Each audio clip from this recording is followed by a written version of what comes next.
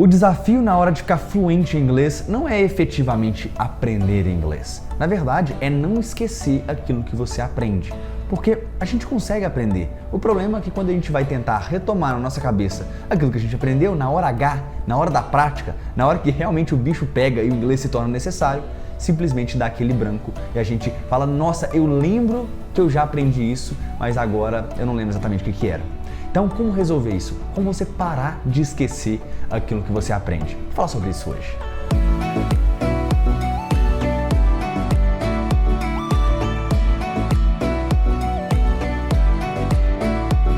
Hey guys, how's it going? Aqui é o Lucas Gilbert, sejam muito bem-vindos a mais um vídeo e nesse vídeo vamos falar sobre como não esquecer o que a gente aprende em inglês. Então esse é um tema muito bacana, então já vou te pedindo para você deixar o joinha aí no vídeo. Se você caiu de paraquedas aqui por um acaso, já se inscreve, clica em inscrever-se, ativa o sininho das notificações, já faz isso tudo porque esse assunto é muito legal e eu não quero interrupções para eu te pedir para fazer isso. Então vamos lá, como é que a gente faz para a gente não esquecer o que a gente estuda e o que a gente aprende? Existem 5 ações que a gente tem que tomar em conjunto, tá? Não adianta tomar só uma delas, mas são 5 ações em conjunto que a gente vai tomar para não esquecer efetivamente o que a gente aprende.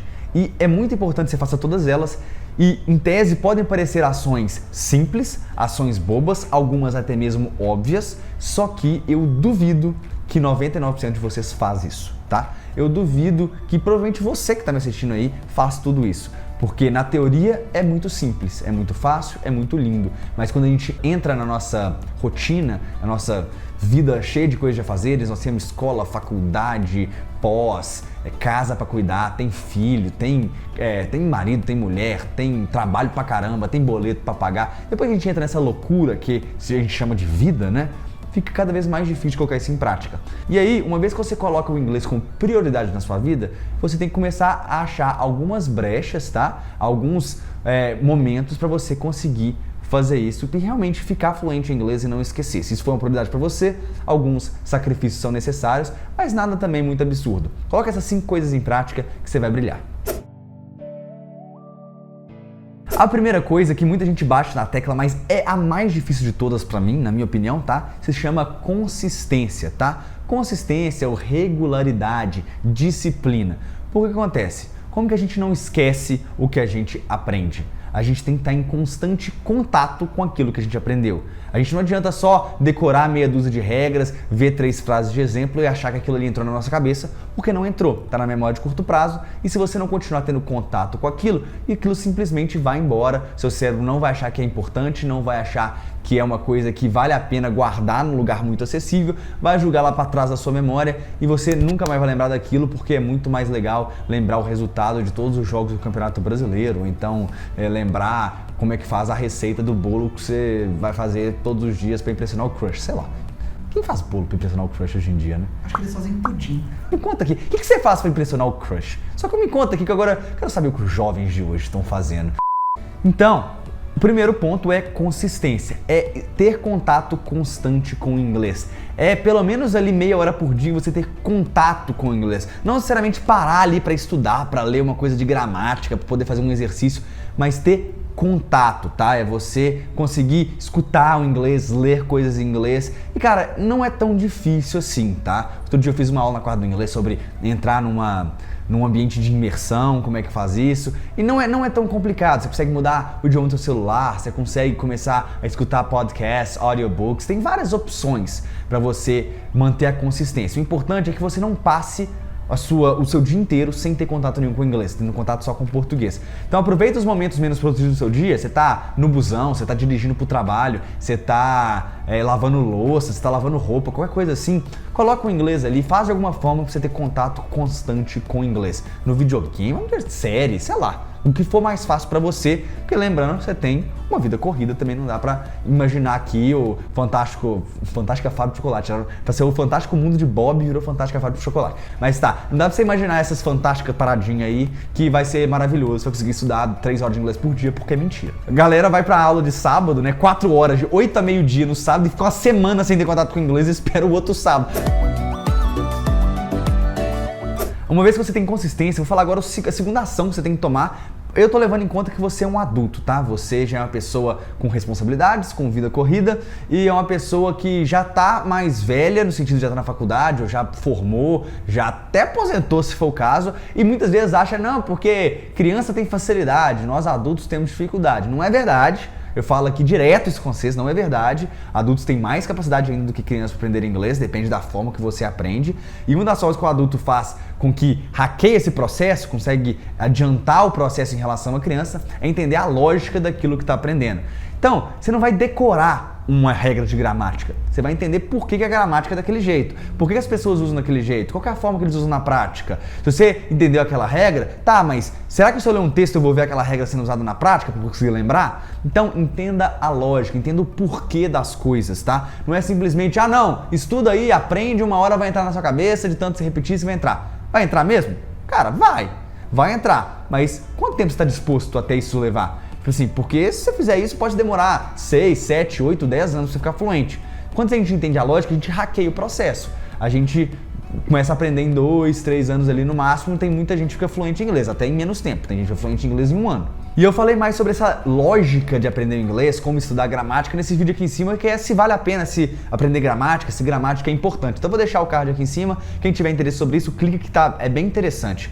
Tá? Sobre como aprender gramática e se realmente é necessário e importante aprender gramática. Ah, Lucas, mas como que eu vou aprender a lógica de alguma coisa em inglês? Pensa, por exemplo, o verb to be, que a gente aprende durante 56 mil anos na escola, né? Todo ano a gente repete aquele verb to be, ninguém aguenta mais o verb to be e a gente só decora, a gente tem aula de inglês uma vez por semana, então, ou seja, a gente esquece na semana seguinte do que a gente aprendeu. Então, é o seguinte, uma lógica do verb to be. Por que a gente aprende o verb to be?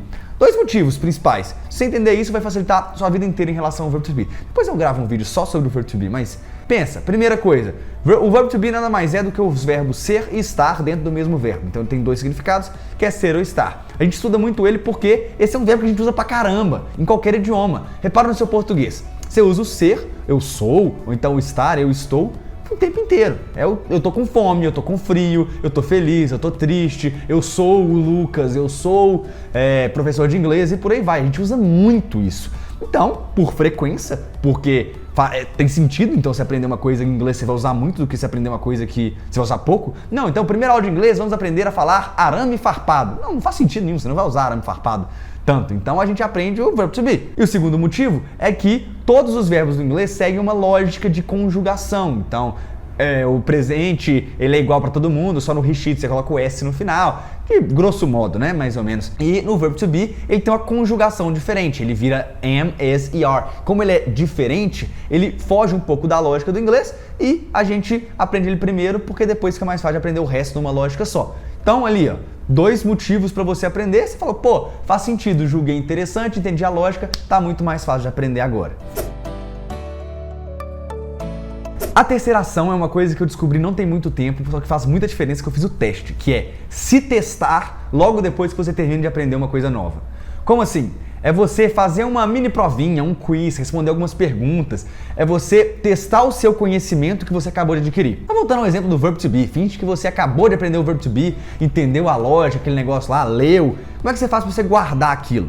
O primeiro passo para você guardar é você fazer um pequeno quiz. É você responder ele 3, 5 perguntas, complete a lacuna que seja, mesmo não sendo o exercício mais efetivo do mundo, complete a lacuna lá, I am, he is, she is, they are. Completo, que vai fazer seu cérebro o quê? Se remeter àquilo que você estudou, é você lembrar, que a gente chama no inglês de recall, que é você relembrar de alguma coisa, tá? E você vai colocar aquilo ali na prática. Você está forçando sua memória a saber a resposta certa numa situação de dúvida. Então, primeira coisa, quando você terminar de aprender uma coisa nova, você se testa, tá? Você faz uma mini provinha, um mini quiz que seja, pra você se testar, porque isso aí já fixa pra caramba o que você aprendeu na sua cabeça. Então, faz muita diferença, mas tem que ser imediatamente quando você acabar, tá? Não adianta você esperar uma semana pra fazer o testezinho, não. Tem que ser, aprendeu? Fez um mini teste pra conseguir já pregar mais coisas na sua cabeça. A ação número 4 é usar repetição espaçada. Como assim?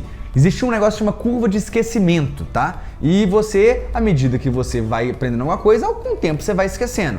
E existe uma coisa que chama repetição espaçada, que você revisa o que você aprendeu num certo período de tempo, que é calculado por uma inteligência artificial, que faz com que você, quando estiver quase esquecendo alguma coisa, ele vai lá, puf, te manda uma revisão, você lembra daquilo e adia o seu esquecimento. Você sobe ali na curva do esquecimento e adia o seu esquecimento. Só que o interessante é, a cada vez que você revisa, mais tempo você precisa para precisar revisar de novo. Então, se a primeira revisão é com um dia, a próxima vai ser às vezes com 5, depois vai ser com um mês. Então, cada vez isso passa mais, vai chegar uma hora que a sua revisão tem que ser tipo em 10 anos. Então, basicamente, você está fluente porque você vai ficar 10 anos sabendo aquela coisa e você só vai esquecer o inglês, você vai ficar 10 anos sem contato com a língua. Então, você ir repetindo. E como fazer isso? Você vai usar um SRS, um Spaced Repetition System, um sistema de repetição espaçada. Existem vários aí no mercado, eu gosto muito do Anki, tá? Vou deixar o nome aqui. Você consegue instalar ele de graça no seu computador, ele é fácil de mexer, você consegue criar seus próprios cards, então é uma coisa que você consegue fazer gratuitamente, sem precisar gastar dinheiro e treinar seu inglês com isso. Então aprendeu alguma coisa nova, se testou imediatamente, depois crie cards no Anki para você fazer revisões espaçadas para não esquecer. E a ação número 5, que eu acho que é a mais óbvia de todos, mas quase ninguém faz, que é pratique, cara. Você tem que praticar o inglês. Você tem que colocar ele em prática, seja inglês falado quanto o inglês escrito. Então tem uma diferença entre o inglês falado e o inglês escrito. Cuidado para não ter que estudar dois idiomas ao mesmo tempo. Eu falo mais sobre nesse vídeo aqui, que eu postei ainda essa semana. Então clica aqui em cima, vai ter um card aqui em cima.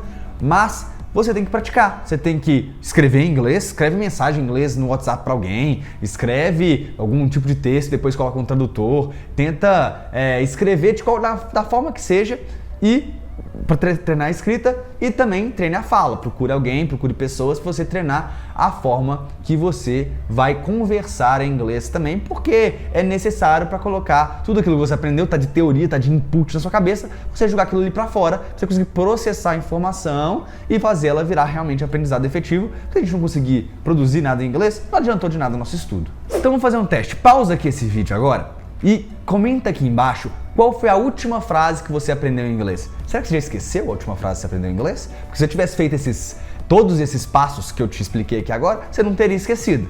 Então, coloca a última frase aqui, começa a usar esse método e depois volta aqui nesse vídeo e escreve de novo o resultado que deu pra você. Mas o primeiro passo é pausar e escrever aqui embaixo a última frase que você aprendeu em inglês. Vamos ver se você lembra. Então senta o dedo nesse joinha and I see you later.